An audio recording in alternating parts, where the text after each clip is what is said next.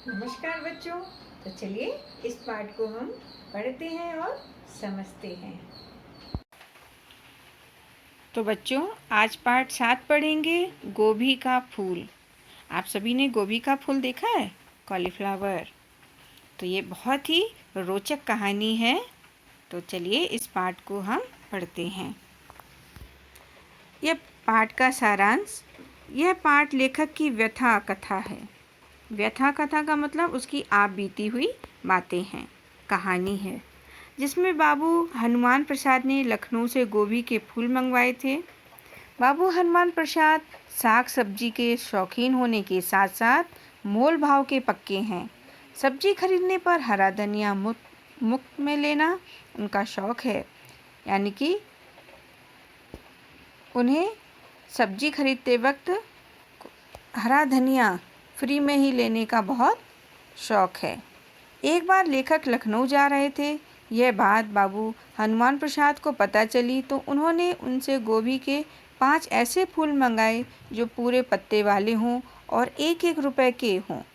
लेखक ने लखनऊ की सब्जी मंडी से 1.5 रुपए के गोभी के फूल खरीदे। वे टोकरी लेकर रेलवे स्टेशन पहुँचे। ठस भरी ट्रेन में घुसना भी चुनौती थी। ठेलम ठेल में गोभी के 2 फूल पटरी पर जा गिरे। जैसे तैसे ट्रेन में टोकरी रख दी गई, लेकिन भीड़ इतनी थी कि लेखक उस टोकरी को इलाहाबाद आने पर ही देख पाए। सारे फूल लोगों की लातों से दब चुके थे। अंत में लेखक ने बाजार में से 2-2 रुपए के फूल खरीदकर बाबू हनुमान प्रसाद को दिए और लखनऊ में मिलने वाली सस्ती तरकारी पर भाषण भी सुना। तो इस पाठ से हमें क्या सीख मिलेगी? दूसरों के दृष्टिकोण को सम्मान करना, निस्वार्थ भाव से सहयोग करना। बाबू हनुमान प्रसाद को नहीं जानते होंगे, पर बाजार से सभी सब्जी वाले उन्हें अच्छी तरह पहचानते हैं। घर की साग सब्जी वे ही बाजार से खरीद कर लाते हैं।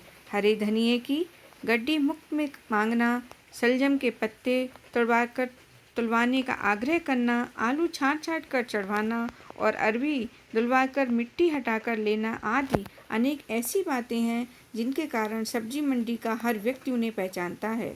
सभी सब्जी वाले उन्हें देखकर आइए बाबूजी का नारा लगाते हैं, पर मन से कोई नहीं चाहता कि वे उसकी दुकान पर ही उस दिन तक व्रत तोड़े, क्योंकि बहुत देर तक हिसाब लगाना पड़ता है कि सौदे के बाद घाटे में आखिर कौन रहा। घाटे का मतलब होता है नुकसान में। तो क्या होता है बच्चों कि जब कभी कोई इस तरह की हरकत करता है, इस तरह का व्यवहार करता है, तो सभी सामने तो नहीं बोलते हैं, लेकिन उसके पीठ पीछे बातें करते हैं।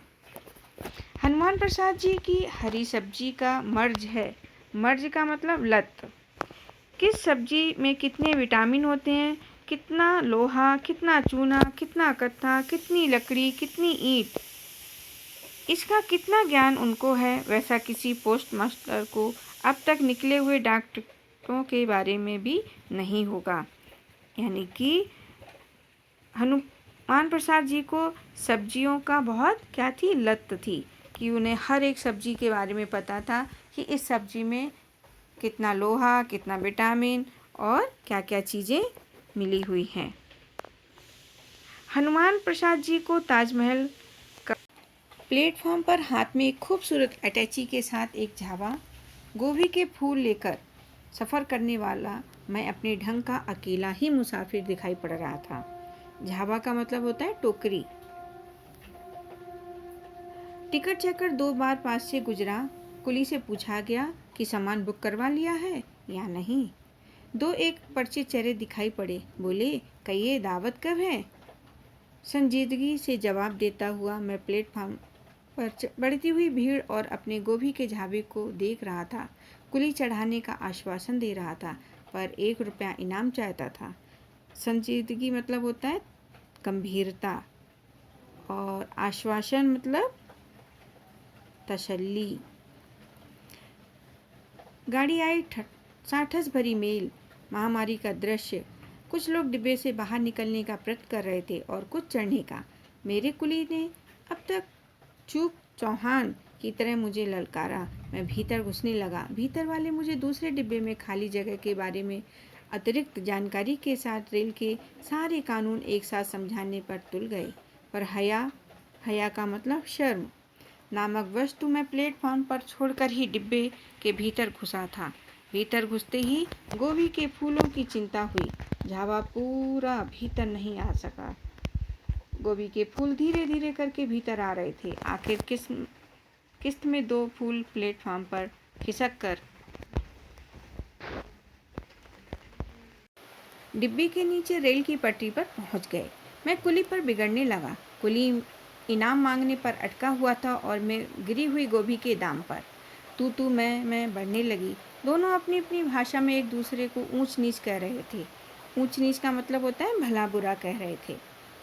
गाड़ी के भीतर का दृश्य भी निराला था। एक स्वर कहता था, साहब इधर ले आ जाए ना। दूसरा बोला, बेंच के नीचे कर लीजिए। तीसरा ऊपर से जाने का सुझाव देता, पर कोई भी अपनी जगह से तिल भर भी हिलने को तैयार ना था। तिल भर का मतलब होता है थोड़ा सा भी हटने को तैयार नहीं था। गोभी का झावा वहीं नीचे पड़ा रहा। स्टेशनों पर गाड़ी रुकती रही और लोग डिब्बे में सबके मना करने पर भी उसी तरह घुसते रहे जिस तरह मैं घुसा था। मेरा अकेला स्वर डिब्बा खुलते ही मुझे सुनाई पड़ता था, बचाइएगा, देखिएगा, अरे अरे इधर नहीं, उधर गोभी है, अरे रंग उधर ले जाओ। पर जब आदमी जनता हो जाता है तो कौन किसकी सुनता है, सो मेरी भी किसी ने ना सुनी। जब तक इलाहाबाद स्टेशन न आया मैं अपने गोभी के झावे को देख भी नहीं पाया। भीड़ उस पर छाई रही। इलाहाबाद आने पर ही मैं उसे देख पाया। गोभी के गठे हुए पत्तेदार फूल जनता की इतनी लातें सह चुके थे कि हारे हुए उम्मीदवार की तरह उन्हें पहचानना कठिन लग रहा था। उम्मीदवार होता है चुनाव में खड़ा होने वाला व्यक्ति। जब तक इलाहाबाद स्टेशन न आया मैं अपने गोभी के झावे को नहीं देख पाया। इतने हमले के बाद भी कितने विटामिन उसमें शेष बचे हैं वह मैं उन्हें बाबू हनुमान प्रसाद तक पहुंचाकर मालूम करना चाहता था, पर हिम्मत न पड़ी। यहीं से बाजार से 2-2 रुपए के फूल खरीदकर लखनऊ के कहकर उन्हें दे आया और उसके बदले में लखनऊ में मिलने वाली सस्ती तरकारी पर उनका एक भाषण सुनकर भी अभी लौटा हूँ। केशव चंद्र शर्मा। प्रश्नोत्तर हैं। पहला प्रश्न है, बाजार के सभी सब्जी वाले बाबू हनुमान प्रसाद को क्यों पहचानते थे?